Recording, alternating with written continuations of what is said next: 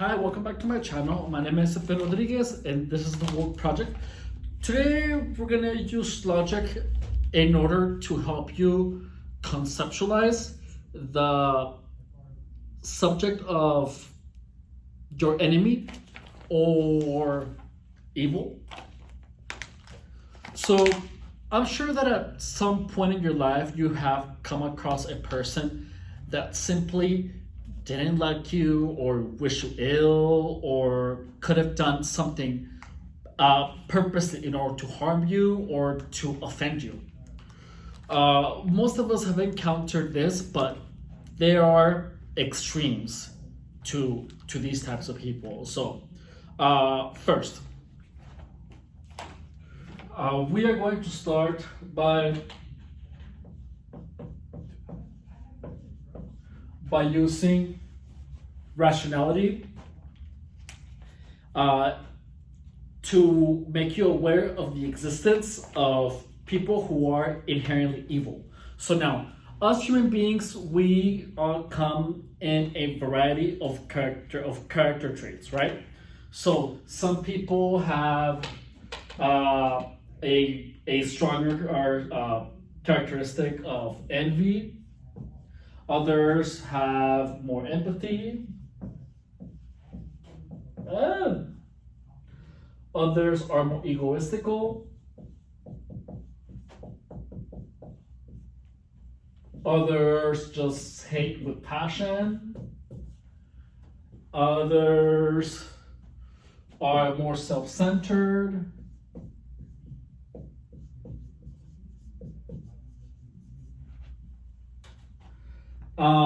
And well, you get the point, right? So just know that this is by no means a full list.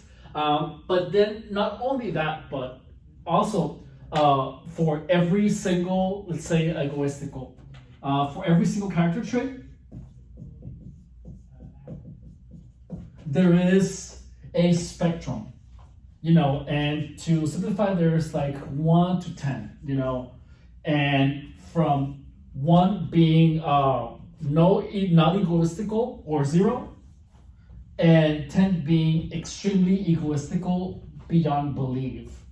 So now, if you take into consideration that there are 7 billion people, at least that's what I remember, of 7 billion people on the planet, and you, by using probability, you know that someone is likely to be on the higher spectrum of egoism, of hate, of lacking empathy, completely envious, and lacking and extremely self-centered. So by using probability, there are going to be people who are a 10 in all of the really bad personality traits and have an absolute lack of empathy or I don't know, insert a good character trait here.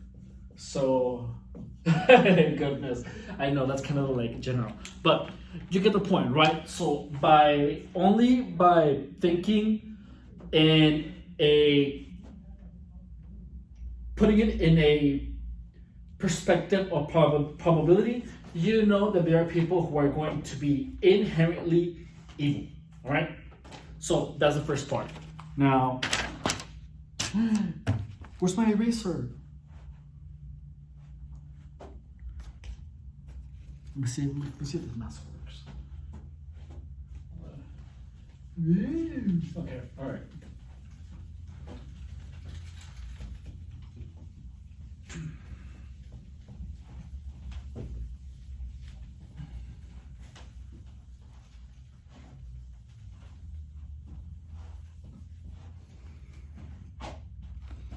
All right, now, so just by logic, you know that there is a huge possibility of many people to be inherently evil. All right, that's clear. There's no doubt about that. All right, so now, What other ways could we define an enemy as? So, a hater on steroids.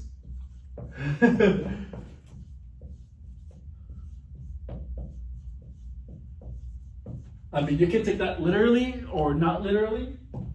Also, someone who is extremely jealous of you.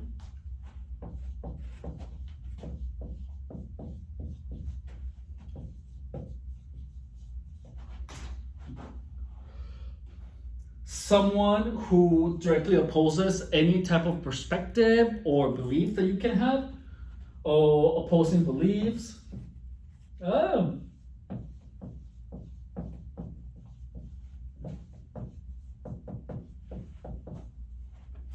All right, so now people can hate you for whatever reason you can possibly imagine, such as you can be too pretty, too ugly, too fat, thin, rich, poor, anything.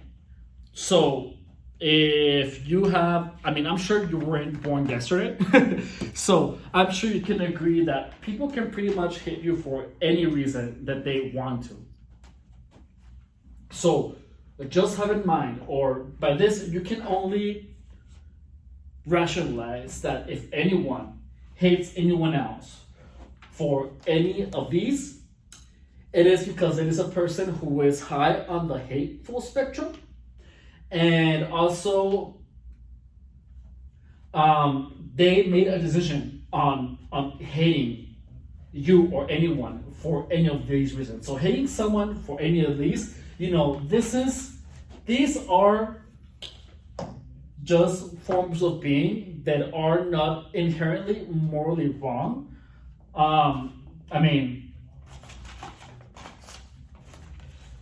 Okay, this I don't want to get this into this, but I mean, this is the only thing that can be morally wrong. So sorry if it offends anyone, but this is unhealthy.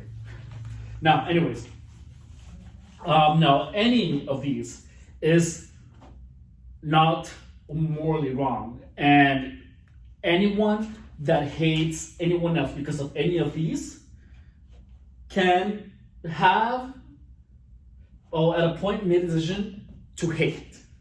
This is a conscious decision. All right, so that is someone who is pretty much a person who made a choice to be a hater. Now,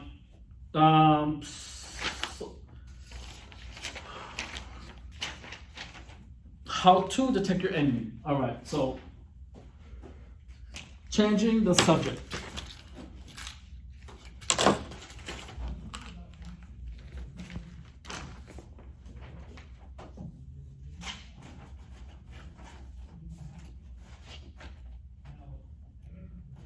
And just to make things clear, I don't hate anyone for this, all right? I mean, they can be going through some traumatic event or whatever. I mean, it is not healthy. That's why I say it's wrong, but it is not inherently immoral, all right? So I don't want to get into this too much. But anyways, how to detect your enemy.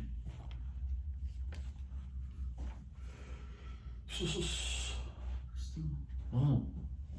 Sorry, I got a fucking phone call. Okay, so now there are various ways of detecting an enemy, and this is one of the easier ways. So first, how has your life changed?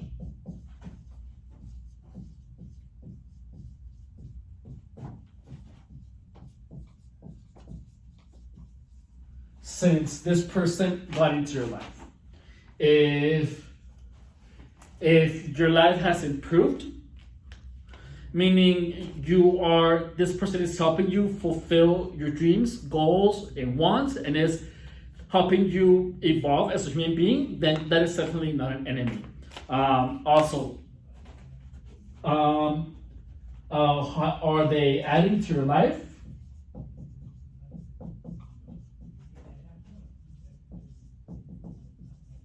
Are they helping you fulfill your dreams, or are they steering you away? Now, also, how was your emotional state?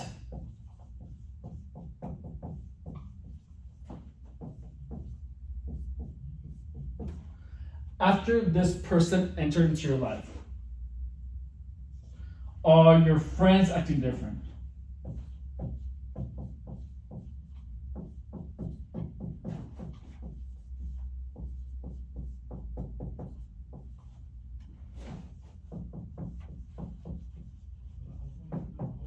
And by that I mean, are they acting distant? Are they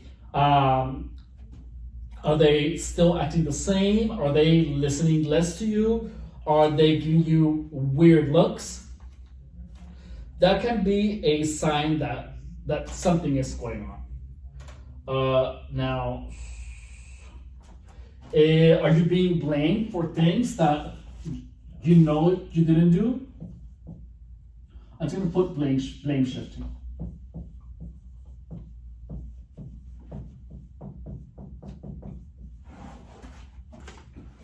And okay, ready for the board.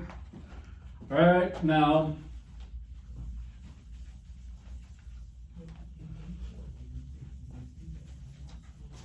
this sucks as a fucking erase marker. It's like a huge blue stain. Oh well.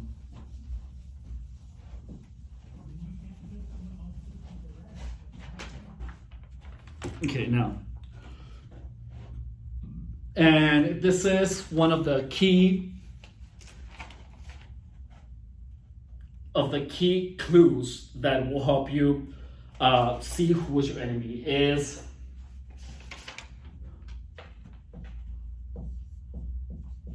are they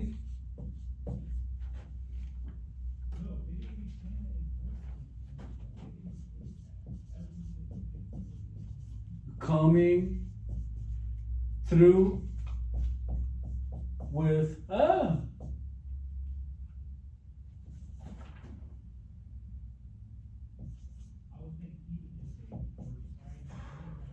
with what they say? And by that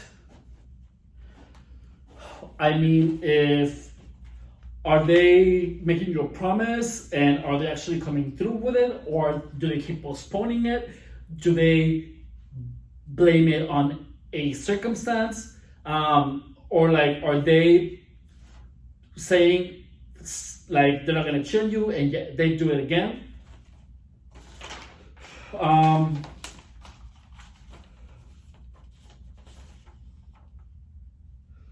Let's see. So also, this is more of a this one. The next thing that I'm going to say is going to have a religious connotation, but just listen. So also, an enemy is someone who directly or indirectly opposes one or more of the 10 Commandments. So I know this is crazy, but just watch. Look. These are the 10 Commandments. I'm not going to write them down because that's a shit ton of things to write. So it's, do not worship other gods. Do not use God's name in vain. Keep holy Sabbath days. So that one, number 3, I'm not really... it's important to have a rest day, but I don't think this can be a factor that will help you deduce who is an enemy or not. But after that is it's honor your father and mother, don't kill, don't commit adultery, don't steal, don't put false witness, don't covet your neighbor's wife, and don't covet your neighbor's goods. So imagine someone who is the polar opposite of what is said in the 10 Commandments. So someone who worships other gods. So a narcissist pretty much worships themselves. Now, Someone who uses God's name in vain, who would tell you, "Oh, I swear to God that I'm not doing it again," and guess what? They did it again. Now, keeps holy Sabbath days. So by that, I would say, imagine that you worked hard the whole week, and you need a day to rest. And now this person doesn't want you to actually take a break, and they, put you to work or make you do something that will benefit them or will be directly detrimental to you. That's the only way that I can use the third commandment. Now, honor your father and mothers. I mean, someone who doesn't honor them either. I guess it depends on what type of parents they were. But I mean, anyone who just doesn't honor them, even when you see that they were good parents, then, that can be kind of tricky because the parents can also possibly, there can be something wrong with them and you don't know the entire aspect of it. So don't kill. Someone who commits adultery, someone who steals, anyone who pretty much overtly opposes any of these, it's not good for you. Period. Also, know that they're not gonna tell you this directly. They're not gonna overtly express or tell you that they do these things. You actually have to be analyzing the person's behavior. You have to actually, see if they keep making false promises, or if they keep committing adultery, if they keep stealing, if they cover their neighbor's goods, if they want their neighbor's partner or a friend's partner. It doesn't have to be their neighbor. And so pretty much anyone who would be directly opposing this, actually they have a name. And they are called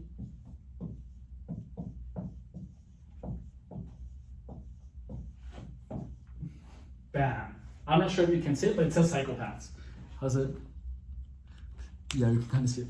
All right, so psychopaths. So most people are unable to recognize them because they are portrayed in movies like something extremely dark or extremely obvious, or someone obviously a psychopath, or they make you like the psychopath. Like for example, have you seen Dexter? He's obviously a psychopath. And notice that he is able to keep both of his lives separate. Even though he's not meant to be evil in the movie, but he's a psychopath nonetheless.